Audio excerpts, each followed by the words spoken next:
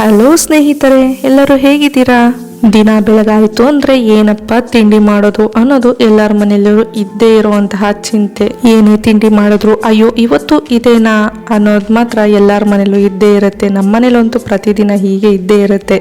ಹಾಗಾಗಿ ಒಂದೇ ಥರ ಮಾಡೋದ್ರ ಬದಲು ಏನಾದರೂ ಚೇಂಜ್ ಆಗಿ ಮಾಡಬೇಕು ಅನ್ನುವಾಗ ನನಗೆ ತಲೆಗೆ ಹೊಳೆದಿದ್ದೆ ಈ ಐಡಿಯಾ. ಅದರಲ್ಲೂ ಈಗಿನ ಮಕ್ಕಳಿಗೆ ತಿಂಡಿ ಹೊಂದ್ಸೋದು ಇದೆಯಲ್ಲ, ಏನು ಮಾಡಿದ್ರು ಅಯ್ಯೋ ಅನ್ನೋ ಥರನೇ ರಾಗ ಎಳೆಯೋದು. ಹಾಗಾಗಿ ನಾನಿವತ್ತು ಈ ರೆಸಿಪಿಯನ್ನು ಟ್ರೈ ಮಾಡಿದೆ. ನಿಮ್ಮೆಲ್ಲರಿಗೂ ಈ ರೆಸಿಪಿನ ತಿಳಿಸ್ಕೊಡ್ತೀನಿ. ತುಂಬಾನೇ ರುಚಿಯಾಗಿತ್ತು ಅಂತ ನನ್ನ ಮಕ್ಕಳಂತೂ ತುಂಬ ಇಷ್ಟಪಟ್ಟು ತಿಂದರು. ನೀವು ನಿಮ್ಮ ಮನೆಯಲ್ಲಿ ಮಾಡಿ ನೋಡಿ. ಮೊದಲಿಗೆ ಒಂದು ಪ್ಯಾನ್ನ ತಗೊಂಡೆ, ಅದಕ್ಕೆ 1 ಲೋಟ ರವೆಯನ್ನು ಹಾಕ್ಕೊಂಡು ಸ್ವಲ್ಪ ಹುರ್ಕೊಂಡಿದ್ದೀನಿ. ನಂತರ ಒಂದು ಬಾಣಲೆಗೆ ಎಣ್ಣೆ, ಸಾಸಿವೆ, ಕಡಲೆಬೇಳೆ, ಉದ್ದಿನಬೇಳೆ, ಕರಿಬೇವು, ಒಣಮೆಣಸಿನ್ಕಾಯಿ ಎಲ್ಲವನ್ನ ಹಾಕಿ ಫ್ರೈ ಮಾಡ್ಕೊಳ್ತಾ ಇದ್ದೀನಿ.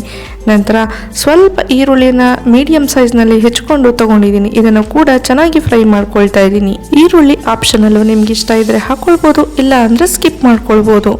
ನಂತರ ಇದಕ್ಕೆ ಮೀಡಿಯಂ ಸೈಜ್ನಲ್ಲಿ ಹೆಚ್ಕೊಂಡಿರುವಂತಹ 1 ಟೊಮ್ಯಾಟೊವನ್ನು ಹಾಕ್ಕೊಳ್ತಾ ಇದ್ದೀನಿ. ಅದನ್ನು ಕೂಡ ಚೆನ್ನಾಗಿ ಫ್ರೈ ಮಾಡ್ಕೊಳ್ತಾ ಇದ್ದೀನಿ. ಇದೇನಪ್ಪ ನಾವು ಮನೇಲಿ ಮಾಮೂಲಿಯಾಗಿ ಮಾಡೋ ಥರ ಈರುಳ್ಳಿ ಟೊಮೆಟೊವನ್ನು ಹಾಕಿ ಉಪ್ಪಿಟ್ಟನ್ನ ಮಾಡೋದು ತೋರಿಸ್ತಾ ಇದ್ದಾರೆ ಅಂತ ಅನ್ಕೋಬೇಡಿ. ಈಗ ಇಲ್ಲಿದೆ ನೋಡಿ ಟ್ವಿಸ್ಟ್.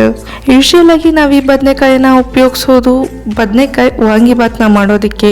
ಆದರೆ ನಾನಿವತ್ತು ಈ ಬಿಳಿ ಬದನೆಕಾಯಿಯನ್ನ ರವೆ ವಾಂಗಿಬಾತ್ಗಾಗಿ ಉಪಯೋಗಿಸ್ಕೊಳ್ತಾ ಇದ್ದೀನಿ. ಇಲ್ಲಿ ನೀವು ಕೂಡ ಮಾಡಿರ್ಬೋದು, ಆದರೆ ನನಗೆ ಗೊತ್ತಿರೋ ಶೈಲಿಯಲ್ಲಿ ನಾನು ನಿಮ್ಮೆಲ್ಲರಿಗೂ ತೋರಿಸ್ಕೊಡ್ತಾ ಇದ್ದೀನಿ. ಈ ರೀತಿ ಮಾಡಿ ರುಚಿ ಮಾತ್ರ ಸಖತ್ತಾಗಿರುತ್ತೆ.